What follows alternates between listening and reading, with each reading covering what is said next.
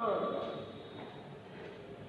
तो students, next जो हमारा टॉपिक है that is in EDC, electronic circuit here. The next topic we are discussing, that is relationship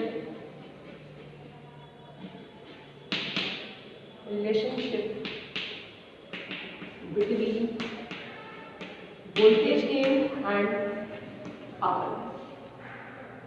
voltage gain and power, ठीक है। तो देखिएगा,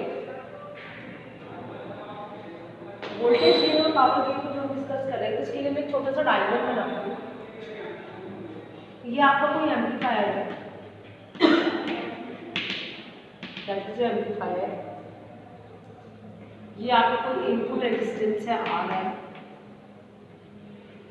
ये कोई सोर्स है वोल्टेज सोर्स VS, ये जो है आपका R है, आउटपुट रेजिस्टेंस है, ठीक है। यहाँ पे जो वोल्टेज है वो है V आउटपुट, और यहाँ पे जो आप देख रहे हैं VS, या आप कह सकते हैं V input, whatever you can say, ठीक है। ठीक है बच्चों, दिखाई दे रहा है, ठीक है, प्रॉपर्ली दिखाई दे रहा है। अब मुझे निकालना है इस एम्पलीफायर गेन का, ये आपका आप ये भी कर सकते हो, दिस इज अ V, ठीक है। अब यदि किसी एम्पलीफायर की इनपुट वोल्टेज VI और आउटपुट वोल्टेज V आउटपुट हो, ठीक है, अगर किसी एम्पलीफायर की इनपुट वोल्टेज VI और आउटपुट वोल्टेज V आउटपुट हो, तो वोल्टेज गेन क्या आ जाएगा? वोल्टेज गेन आपका आएगा AB = V output upon V input, ठीक है बच्चों। और अगर मुझे इसी की पावर निकालनी हो, तो पावर के लिए आ जाएगा आपका P output upon P input, ठीक है बच्चों। अब हमको पता है कि P बराबर क्या होता है आपका, everyone knows P is equal to V² upon R, everyone knows.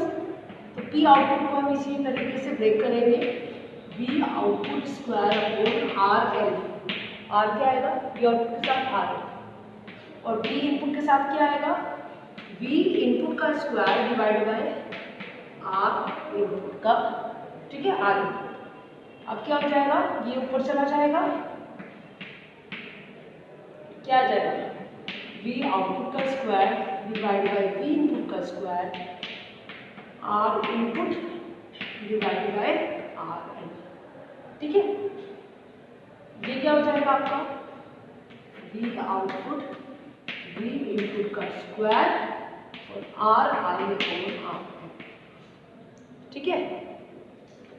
हमारी एक जनरल कंडीशंस होती हैं, उस कंडीशन में हम ये कहते हैं कि आपका जनरल कंडीशन में हम ये कहते हैं कि इम्पीडेंस मैचिंग प्रॉपर होने के लिए इनपुट रेजिस्टेंस और आउटपुट रेजिस्टेंस, अगर इम्पीडेंस मैचिंग प्रॉपर नहीं होगी तो आप जितनी पावर आप इनपुट पे दोगे वो आउटपुट पे नहीं जा पाएगी। जैसे मैंने आपको एक सिंपल सी चीज़ अगर मैं बताऊं, तो मैंने आपको एक मैक्सिमम पावर ट्रांसफर थ्योरम पढ़ाई थी इलेक्ट्रॉनिक्स वालों को EE फर्स्ट में, ठीक है। मैक्सिमम पावर ट्रांसफर थ्योरम का मतलब यही था कि आप इनपुट पे कितनी पावर दे रहे हो और आउटपुट पे आपको कितनी पावर मिल रही है। वो मैक्सिमम पावर ट्रांसफर थ्योरम तभी काम करेगी, मैक्सिमम पावर आपके आउटपुट पे तभी जा पाएगी अगर आपकी इनपुट इम्पीडेंस आउटपुट इम्पीडेंस के बराबर होगी, और इनपुट इम्पीडेंस आउटपुट इम्पीडेंस तब बराबर होगी जब आपकी इनपुट रेजिस्टेंस आउटपुट रेजिस्टेंस के बराबर होगी। तो हम यहाँ पे ये मान रहे हैं to match the impedance Ri should be equal to Rl। R input किसके बराबर होना चाहिए? RL के बराबर होना चाहिए। उस केस में क्या हो जाएगा? उस केस में जो AP बराबर आपने निकाला V आउटपुट का square R input divide by R, ये आपका कैंसिल हो जाएगा। क्या बच जाएगा, क्या बचेगा बच्चों सिर्फ आपका, एक मिनट मैं आपको इसको दिखाती हूँ, बिल्कुल 2 मिनट रुकेगा, ठीक है। तो इसके अंदर जो आपका ए पी आएगा वो क्या आ जाएगा बच्चों, we output upon we input. We output upon we input क्या होता है, वोल्टेज गेन ए वी, तो ये आ जाएगा ए वी का स्क्वायर, यानी पावर गेन वोल्टेज गेन का क्या होता है, स्क्वायर होता है। पावर गेन वोल्टेज गेन का स्क्वायर होता है, ठीक है बच्चों। कीजिए, नोट कीजिए इसको, एक बार नोट कर लीजिए, then you will be go through properly कि व्हाट वी आर डूइंग। साथ साथ नोट्स बनाते चले जाइए, क्योंकि इस बार पेपर्स जरूर होंगे, तो डोंट टेक इट लाइटली।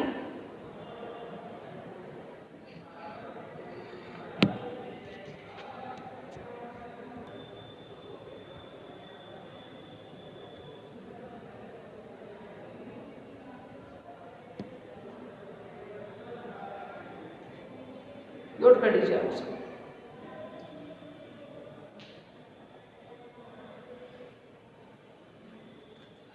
ठीक है, इसके बाद जो नेक्स्ट चलते हैं कपलिंग कॉन्सेप्ट में, ठीक है।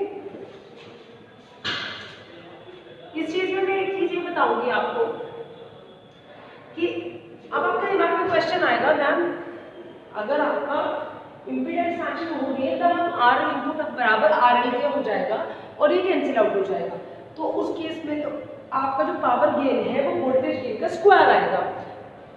But if impedance matching will not match, that means are I R L के अगर बराबर नहीं होगा तो उस केस में तो ma'am are I R L cut नहीं पाएगा, फिर वो तो हमेशा ही आपके किस में रहेगा, गेन के साथ में आएगा ही आएगा, ठीक है। तभी इक्वेशन नहीं आएगी, बिल्कुल सही है।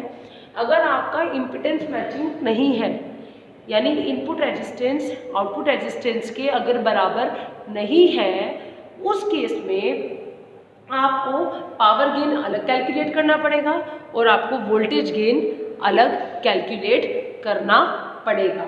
उस केस में पावर गेन वोल्टेज गेन के स्क्वायर के बराबर नहीं आएगा। ये केवल उस केस में है जब आपका इम्पीडेंस मैचिंग हो, that means R input R L के बराबर है। गेटिंग माई पॉइंट, ठीक है बच्चों। चलिए नेक्स्ट चलते हैं हम,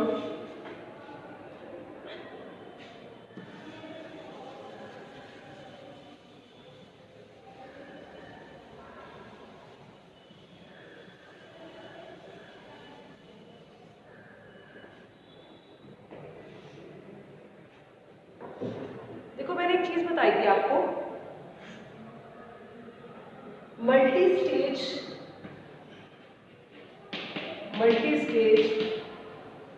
एम्पलीफायर का gain of multi stage amplifier, gain of multi stage amplifier,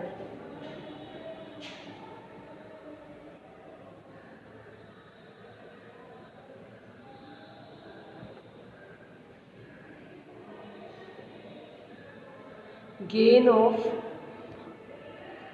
multi stage amplifier, ठीक है बच्चों।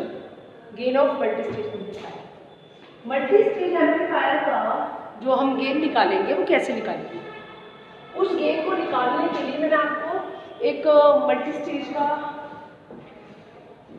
बताया था कि जैसे आपकी नंबर ऑफ स्टेजेस होती चली जाएंगी तो आप उनको मल्टीप्लाई करते चले जाएंगे, like this is A1, A2, A3, A4 up to A। ये तो सिंपल है। अगर आपको गेन का है, कहा पहली गेन का पहली स्टेज का 10 है, दूसरी स्टेज का 20 है, अगर वो 3 स्टेजेस है उसका 30 है, तो आप क्या कर दोगे 6000। लेकिन अगर आपका जो गेन है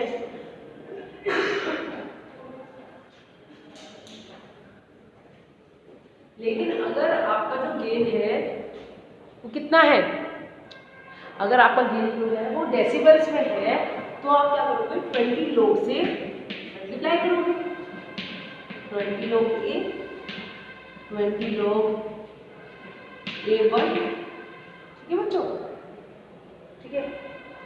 फिर 20 लोग A2 एंड सो, तो ये गेन किसमें रहेगा, डेसिबल्स में, gain in decibels, voltage gain 1 in decibels, voltage gain 2 in decibels, ठीक है। तो अगर हमने कहा कि पहली स्टेज का जो गेन है वो डेसिबल्स में, वो 40 डेसिबल्स है,